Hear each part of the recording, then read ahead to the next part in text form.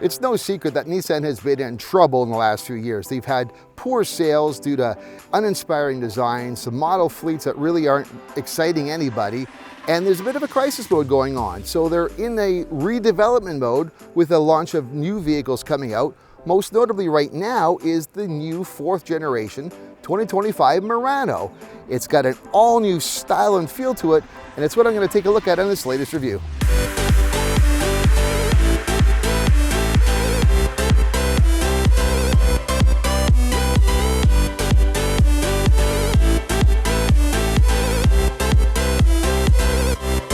One other thing that the Murano does every time it launches a new generation, at least that's how it seems to me, is with Nissan, it creates almost a new design look or theme.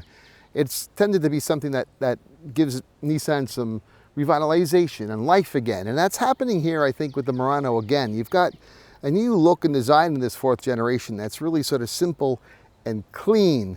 You've actually got basically the same dimensions proportionally as with the previous gen. The only difference being is the width. It's about 2.5 inches wider, and that kind of is a little more prominent. You'll see when looking down towards these more dramatically flared out rear wheels there. But overall, you see a much simpler line.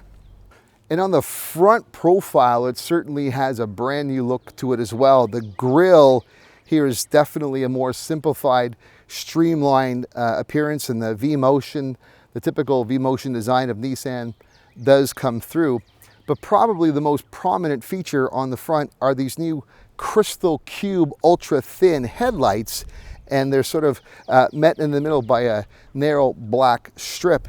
And overall, it gives a much more different front end. I think the Muranos have always had rather noticeable front ends, right from Gen 1 up till today. Another prominent feature, of course, are the wheels. 20-inch is standard on S and SV, but you get the SL and Platinum, you're getting into 21-inch wheels, and they really are quite prominent. There's also greater ground clearance on this. I believe it's about 1.5 inches or so more clearance. I'll post those numbers up later, but there is a higher lift to it. So even though you're looking at an overall basic shape and profile or dimensionally mostly the same, it does appear to be more prominent. And on the rear lift gate, you've got a cleaner look overall as well. In fact, you've got your wiper blade that's been tucked underneath this sort of rear spoiler bit, which protects it from the elements and is a cleaner look overall. You even have a singular LED tail light that runs across. The tail exhaust pipes have been hidden, so they're sort of concealed. I mean, that's more for look, and not everybody loves it that way. Another thing of interesting of note too is for the door openings in the second door, they've been widened to make egress and ingress to getting things like baby car seats in easier. It's a wider opening. We saw this on one of the previous launches of the latest Rogues by opening it, making almost 90 degrees this opening. And that does help for a vehicle like this where you have family intentions. You probably have things to get inside there. So that helps as well too. But again, you get some simplified new looks to the rear. Some additional new colors usually come with the all new launch. This here, this blue pearl metallic in a two-tone black, appears to be their signature color. You tend to see it with their marketing and advertising. This tends to be one. It's quite nice. It's got a rich look to it.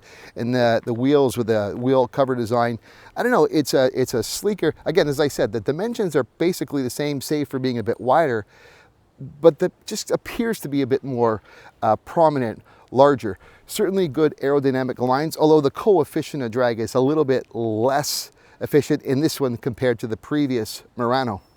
Hey, thanks for sticking around to this point, and I hope you're enjoying my look at the 2025 Murano. Now, you're probably not a subscriber as well, since most of my viewers, at least to this point, still haven't subscribed yet, and I want to change that. So please consider subscribing to the Novak Report right now. I put about 5 to 7 videos up per month, long form, shorts, a variety of content, and I'd love to have you help me grow this channel. So please subscribe now, continue to watch the rest of this video, and thanks for your support. The interior of the new Murano offers significant changes and upgrades from its previous version. One instantly notices a more open appearance, which comes from a host of changes, including the removal of the gear shift lever and replaces them with a horizontal row of buttons. Climate control buttons are now embedded into the paneling and backlit and respond using capacitive touch, which we first saw with the launch of the Aria.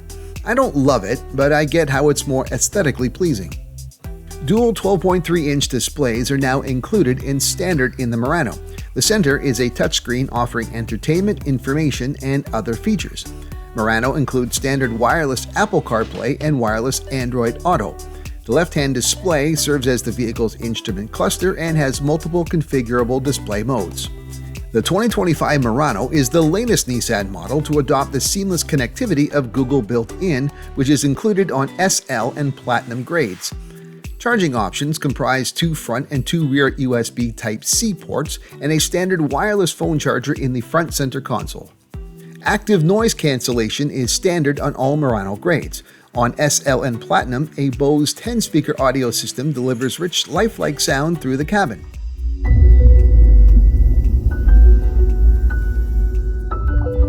Also available is the front massaging seats and can be combined with an array of 64 ambient lighting colors to set the right mood and ambience for your drive. So with the launch of the new Murano, you've also got some changes under the hood. Gone is the 3.5-liter V6 engine in the previous gen, and in its place is a 2-liter turbocharged 4-cylinder.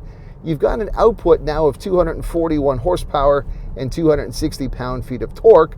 That compares to 260 horsepower and 240 pound-feet of torque with the previous gen, so you gain here and you lose there.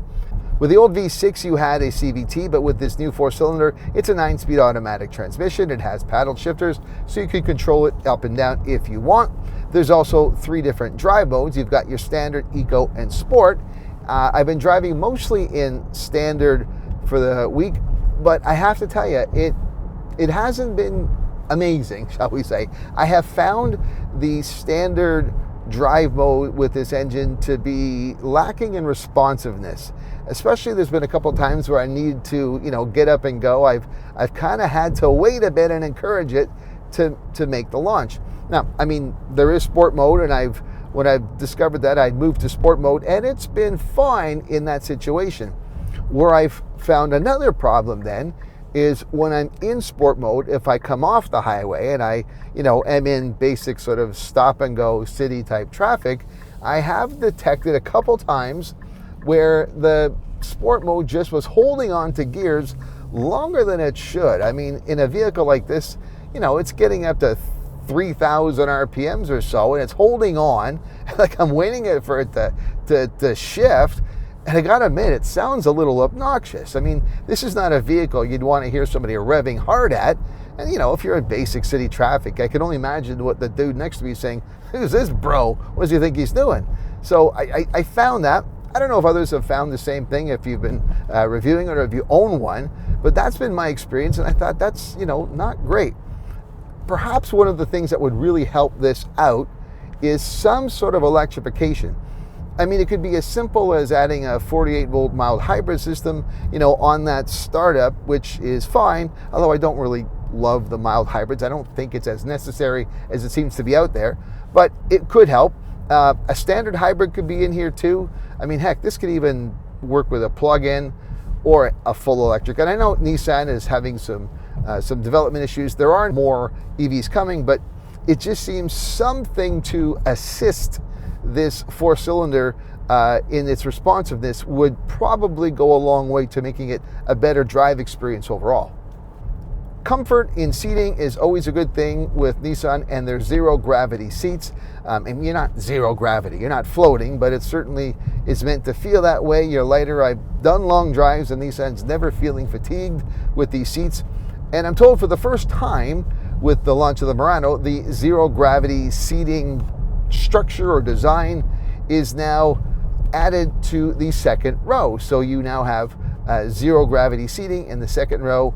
And I suppose that's certainly a nice thought, because a lot of times the second row can almost be a bit of an afterthought in a vehicle like this. Well, they've got some place to sit, they've got leg room, leave them alone. So it's nice to see that they can enjoy the same level of comfort in their seating in the second as there is up front.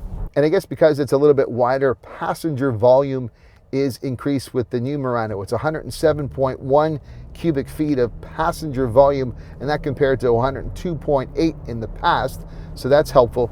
But it doesn't necessarily correlate to cargo space increases, although there is some extra cargo space when you're looking at behind the second row in this new Murano with a 32.9 cubic feet, which is a bit of an increase from before, but you actually lose a little bit when you take the second row seats down. There's now 63.5 cubic feet of cargo space, and that's down slightly from before. The 2025 Nissan Murano is available in 3 trim levels: SV, SL, and Platinum. In Canada, all-wheel drive is standard on all trims, while in the US, the base SV trim is available in both front-wheel drive and all-wheel drive. Here is the MSRP for all trim levels in both Canada and the US.